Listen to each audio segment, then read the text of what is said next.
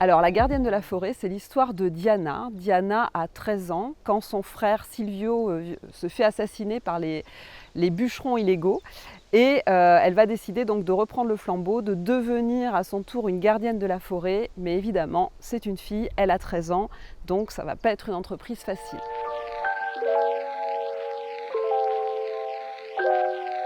Oui, dans l'éducation, dans les conversations qu'on peut avoir avec ses parents ou avec ses proches, oui, certainement. Et puis surtout dans les problématiques en fait, qui sont à nos portes. Dans le cas des gardiens de la forêt amazonienne, oui, puisque c'est de père en fils et de père en fille d'ailleurs, ou de frère en sœur, que ce militantisme se transmet, puisqu'en fait, c'est la défense de leur habitat. C'est la défense de leur vie quotidienne. Donc je crois que c'est une évidence. La littérature, pour moi, effectivement, me permet donc de parler de sujets qui me tiennent à cœur. Et ce que je souhaite, donc, c'est que mettre au courant mes lecteurs sur certaines problématiques et certains sujets, qui se posent des questions, qu'ils aillent creuser un petit peu, qui se renseignent. Les jeunes sont un peu comme nous, en fait, ils ont envie de sujets sérieux et de sujets importants. Et en tout cas, il n'y a pas de sujet interdit en littérature jeunesse.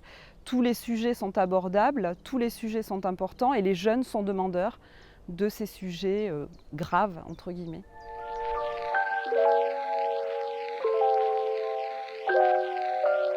Il y a eu 2 déclencheurs.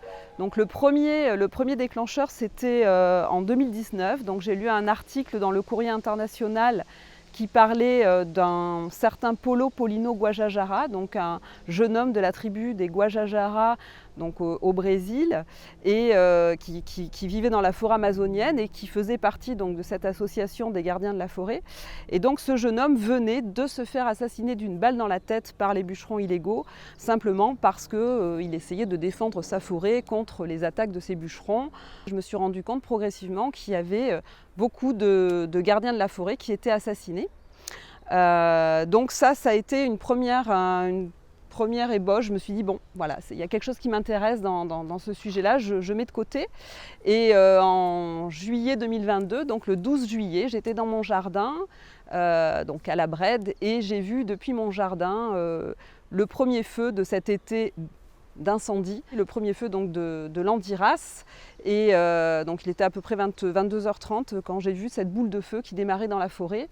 Et donc les feux ne se sont pas arrêtés jusque fin septembre, puisqu'en fait on a eu des feux dans le sud Gironde, mais également autour du bassin d'Arcachon. Et ça a été un été très, très douloureux, très triste, avec donc des fumées en permanence, des gens qui étaient obligés de quitter leur maison, les animaux aussi, les végétaux et les insectes, tout ça, enfin tous ces écosystèmes qui disparaissaient, qui partaient en fumée.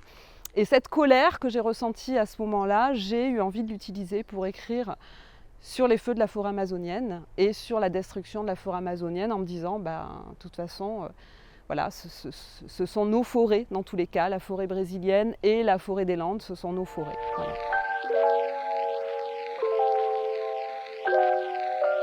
Ce qui m'intéressait, c'était de montrer effectivement qu'avec les réseaux sociaux, on peut aussi utiliser Instagram, par exemple.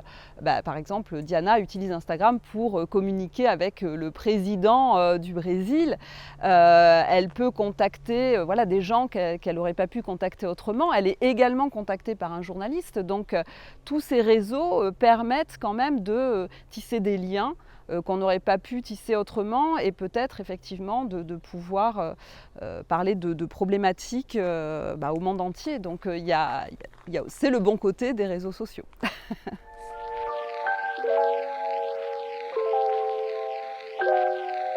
Alors j'ai pas oublié déjà l'adolescente que j'étais, donc j'ai des facilités à voyager dans les âges de ma vie, on va dire. Et puis effectivement, quand je me mets dans la peau d'un personnage, Je pense que c'est un peu comme le travail d'un acteur, c'est-à-dire qu'on travaille le personnage, on lui trouve une histoire, on lui trouve un passé, on lui trouve une famille, on travaille sur le décor dans lequel ce personnage évolue et au bout d'un moment, on est vraiment dans la peau du personnage. Et on peut aussi s'inspirer des ados qu'on a autour de nous, puisque en tant qu'auteur jeunesse, je rencontre beaucoup d'adolescents et j'ai beaucoup d'échanges avec les adolescents.